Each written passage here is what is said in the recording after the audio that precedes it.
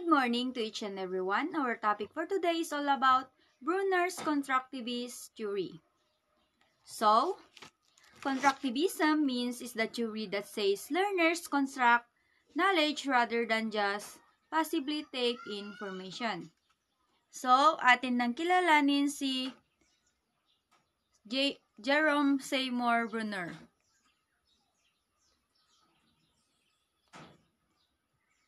Jerome Seymour Brunner was born on October 1, 1915 and he died on June 5, 2016. Jerome Seymour Brunner was an American psychologist who made significant contributions to human cognitive psychology and cognitive learning theory in educational psychology. Brunner was a senior research fellow at the New York University School of Law.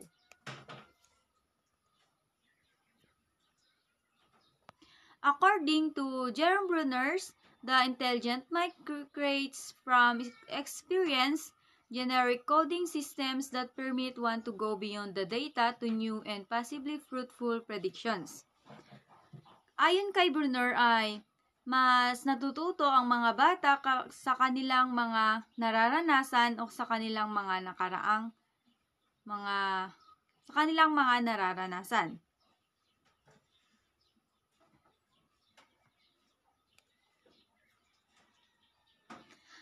Jerome Brunner's constructivist theory suggests that learning is an active process and that learners construct meaning from their previous experience. Ay nasasabi ko kanina na mas natututo ang mga bata sa kanilang mga nakaraan.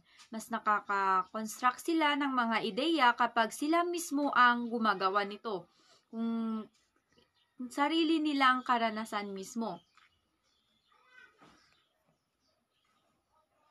In his research on the cognitive development of children, 1966, Jerome Brunner proposed 3 modes of representation. The first one is an active representation, or this is the action-based. And the second one is the iconic representation, or the image-based.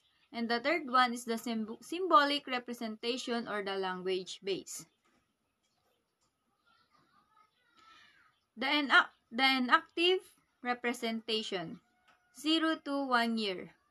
This appears first, it involves encoding action-based information and storing it in our memory. Ang action-based means ito yung mga kilos o galaw ng isang tao no kung saan natututuhan ng mga bata ang paggalaw ng isang bagay kung saan ito ay tinutularan ng isang bata. Halimbawa na lamang kapag sinabi nating sa mga 0 to 1 years old, kapag nag-actions tayo ng babay ay natututuhan nila na kapag nagkaway ka ay pwede nilang tularan iyon. At kahit hindi mo sabihin na babay ay magkakaway rin sila na ganyan.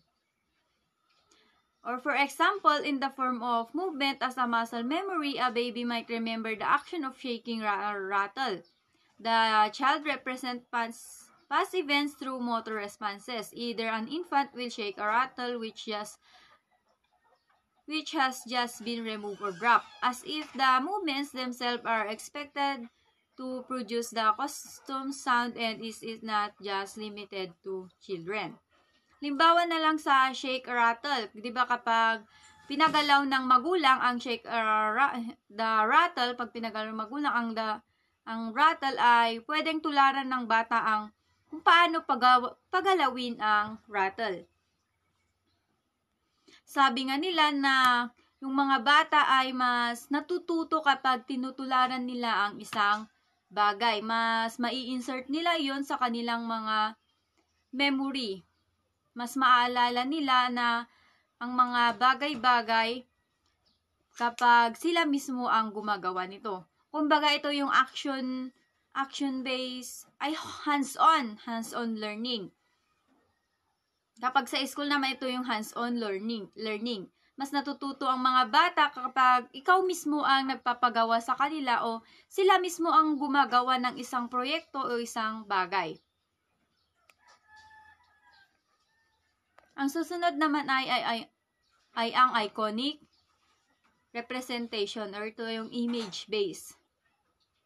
1 to 6 years old. This is where information is stored visually in the form of image, a mental picture in the mind's eye. For the some, this is conscious, others say they don't experience it. This may explain why when we are learning a new subject, it is often helpful to have diagrams or illustration to accompany verbal information.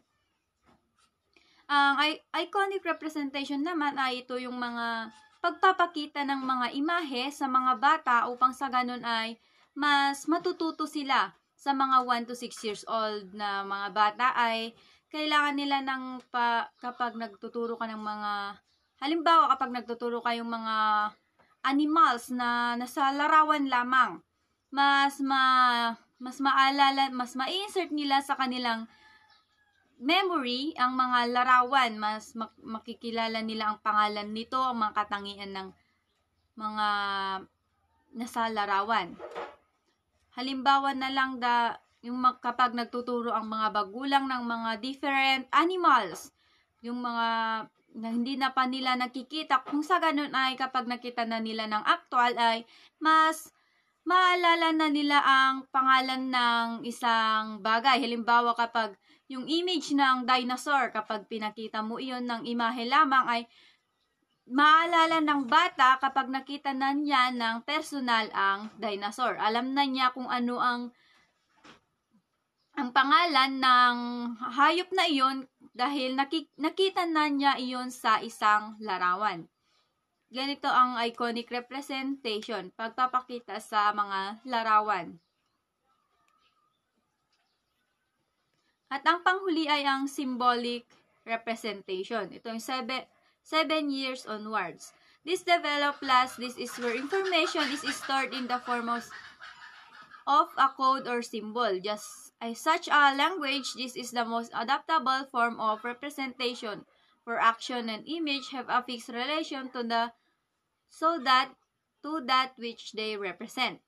Ang symbolic representation naman ay ito yung hindi na sila gumagamit ng action-based or image-based. Kumbaga, ito yung high order thinking skills ng mga bata na makapag-isip ng mga bagay-bagay. Ito yung bagay na nasa logical thinking skills na yung mga bata na kumbaga ay hindi na nila kailangan ng action-based or ang image-based.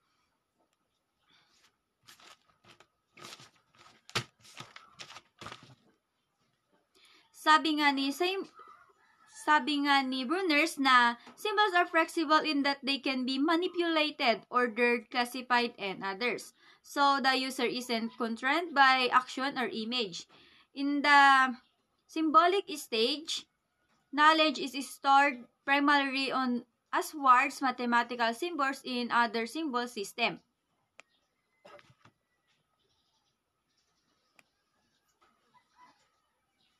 Narito ang halimbawa ay mga larawan ng learning modes. The first and active. Learner ay learn through movement or actions. Sabi ko nga nina, ito yung kumbaga mag-hands-on learning ang mga bata. Halimbawa nito, play with a book. Hayaan mo yung bata na siya mismo ang gumawa ng mga bagay-bagay. Siya mismo ang mag-explore sa mga nakikita niya o siya mismo ang gumawa sa mga paraang gusto niya. Upang sa ganun ay mas matututo siya sa kanyang ginagawa. Ang pangalawa naman ay ang iconic representation. Learn through image or icons. Look at the picture. Ang pagtuturo gamit ang mga image or mga imahe na kung saan ay dito na matututo ang mga bata, yung mga bata na gustong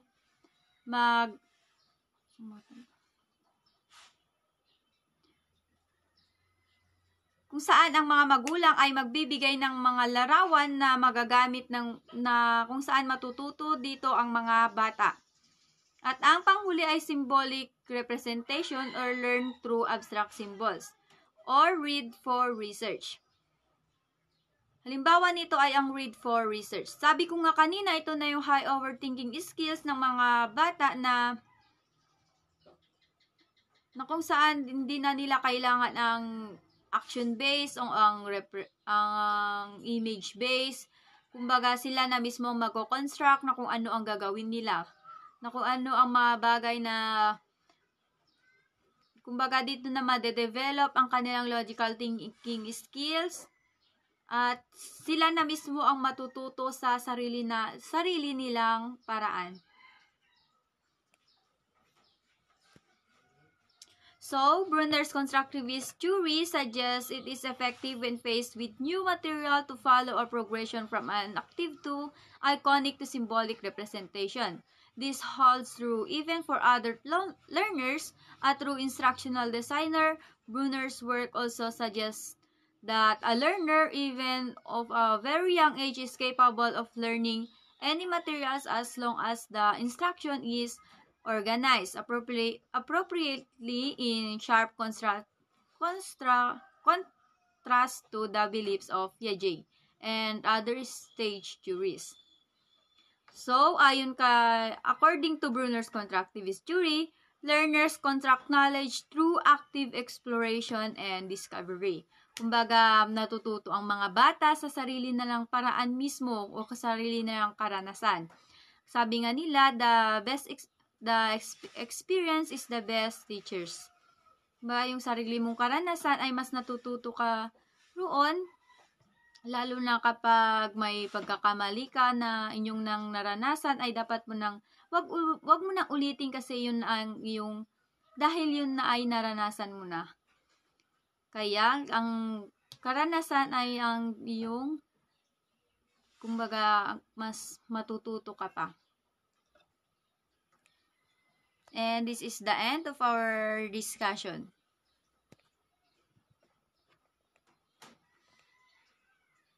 Thank you very much for listening.